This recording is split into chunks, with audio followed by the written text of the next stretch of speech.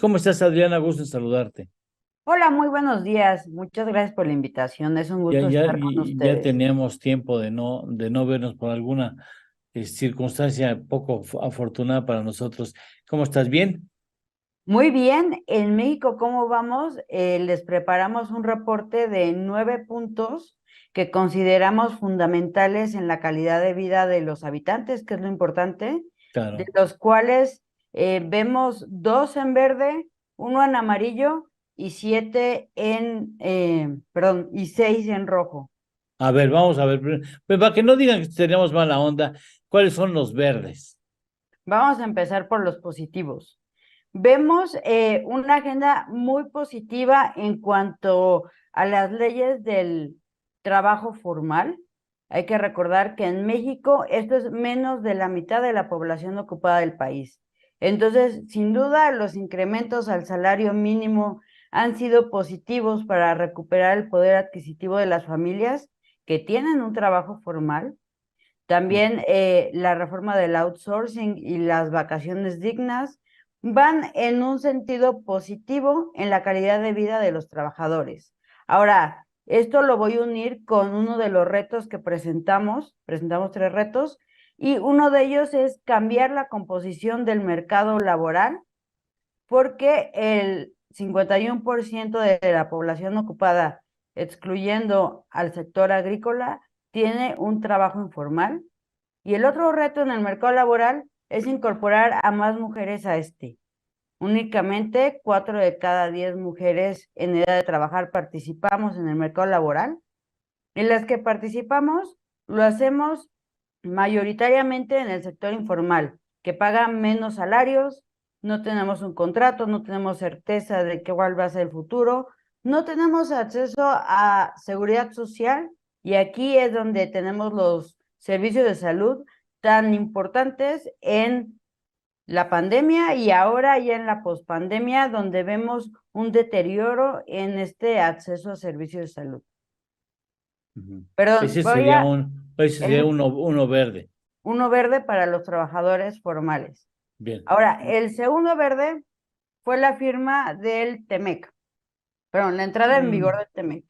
El sábado pasado también se cumplieron 3 años de que entró en vigor el Tratado de Libre Comercio entre Estados Unidos, perdón, México, Estados Unidos y Canadá, que es la nueva versión del Telecán. Y aquí sí. vemos que México es el principal socio comercial con los últimos datos disponibles de Estados Unidos, pero también vemos que este tratado impulsa o desarrolla casi 10 millones de empleos en la región. Esto quiere decir que es benéfico para México, pero también es benéfico para Estados Unidos y Ah, para sí. Canadá. Pues si no, no lo hubieran mantenido. Los norteamericanos son muy prácticos. Funciona, le entramos. No funciona, al diablo, adiós, ¿no? O sea, sí son muy prácticos. Y yo creo que está bien, le funciona tanto a Canadá como a Estados Unidos y a México. Y no poco a Estados Unidos, ¿verdad? ¿No? De hecho, debemos aprovechar este mecanismo para volvernos más competitivos y productivos. Claro. Ahora, con los movimientos del nearshoring, México tiene una gran oportunidad para participar todavía más activamente en el mercado norteamericano y que la región de Norteamérica sea la principal región manufacturera del mundo. Fíjate, sí, Adriana, perdóname que te interrumpa, pero aquí hemos hecho referencia a un segundo piso del TEMEC. El asunto de la fabricación de microcomponentes, el asunto de la reconversión energética en Norteamérica, no solamente en Estados Unidos, también en Canadá, y quieren jalarse a México, y el asunto de relocalización de empresas con motivo de la experiencia de la pandemia, hablan de la posibilidad de que negocies un segundo nivel del TMEC y aproveches para que haya llegada de inversiones masivas con motivo de la reconversión, del asunto también de los microcomponentes y el asunto del nearshoring abre una posibilidad importantísima para que haya un segundo piso. ¿Ustedes lo ven de esa manera también? Por supuesto, pero también vemos un gran pendiente que es el de la generación de energía eléctrica Sí. suficiente y limpia. Y Este agua. gobierno, le ha apostado por la generación de energía de Sí, fuentes fósiles, sí. que además de ser contaminante, con el cambio tecnológico no es competitiva y además no cumple los estándares que se están impulsando en la comunidad internacional para mitigar los efectos del cambio climático. Sí, exactamente. Bien. Ese lo tienen considerado ¿de qué color el asunto de la energía eléctrica? ¿O lo tienen Eh, considerado o no? no, claro, lo tenemos considerado en color rojo. Sí, por supuesto. O sea, estamos contracorriente, ¿no?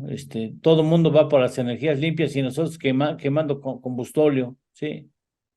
Así es, necesitamos también proporcionar certeza jurídica en las inversiones que ya se habían hecho en renovables.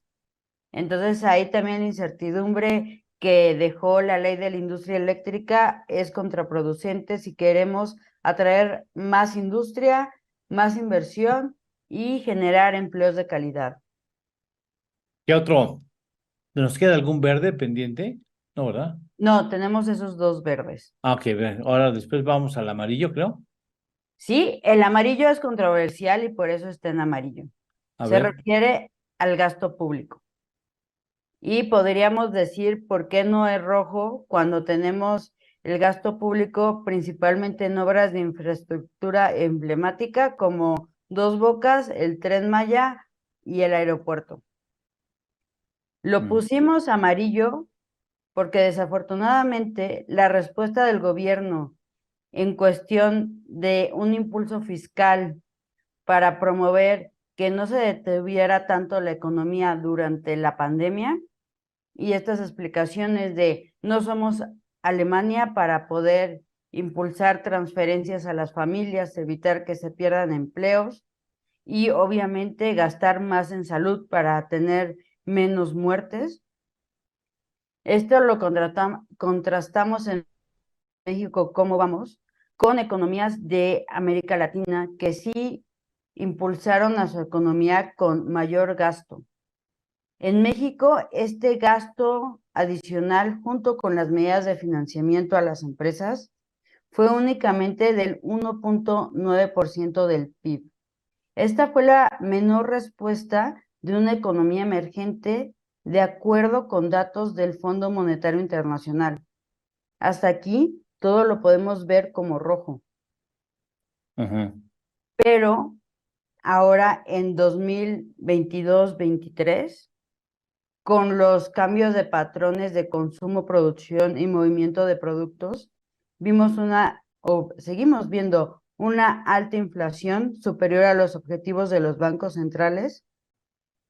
Vemos ciclo alcista en las tasas de interés para hacer frente a esta inflación y con el alza de tasas de interés vemos que la deuda adquirida durante la pandemia en economías emergentes ha jugado en su contra en estos trimestres post pandemia, mientras que México ha conservado una estabilidad macroeconómica que lo hace atractivo para atraer flujos de capitales. Vemos un peso fuerte gracias a la acción del Banco de México y a la estabilidad macroeconómica.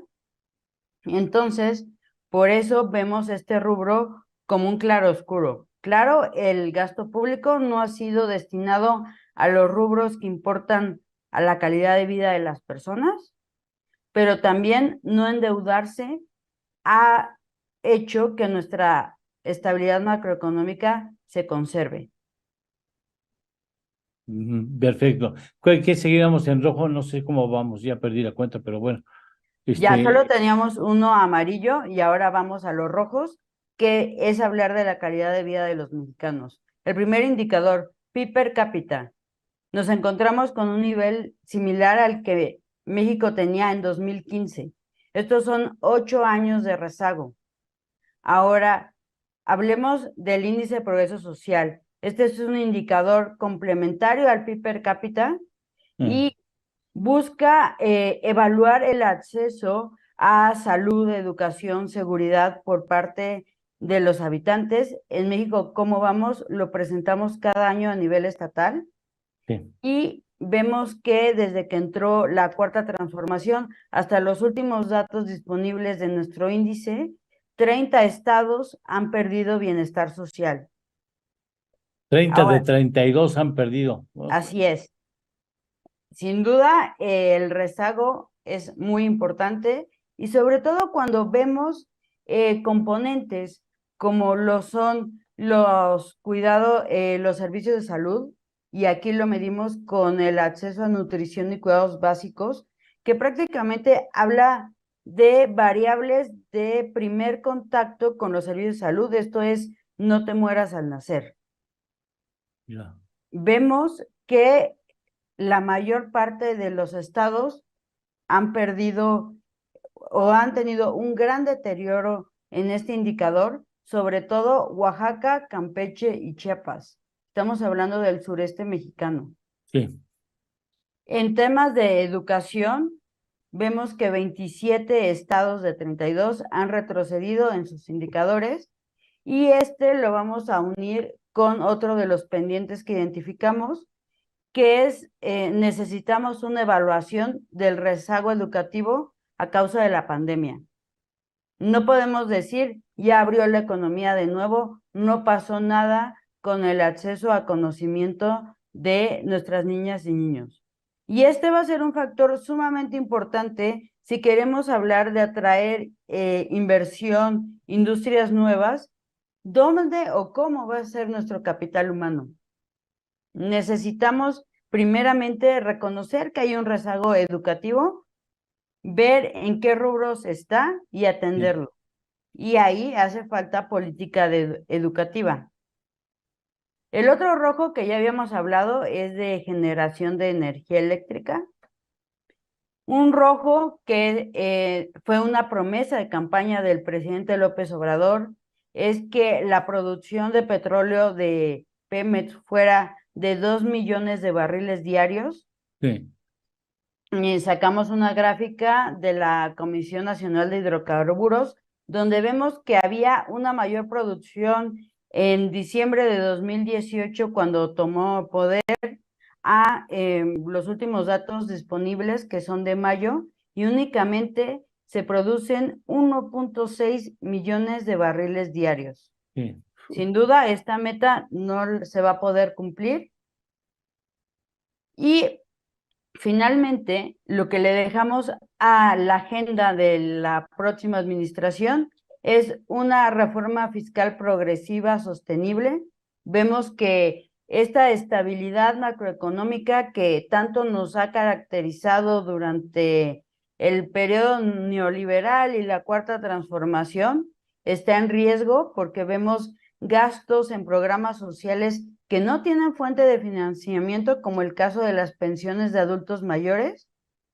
Entonces, cada vez el gasto en infraestructura, salud, seguridad, va a tener que ser relegado para poder pagar estos compromisos ineludibles de pensiones, costo de la deuda, por mencionar los principales.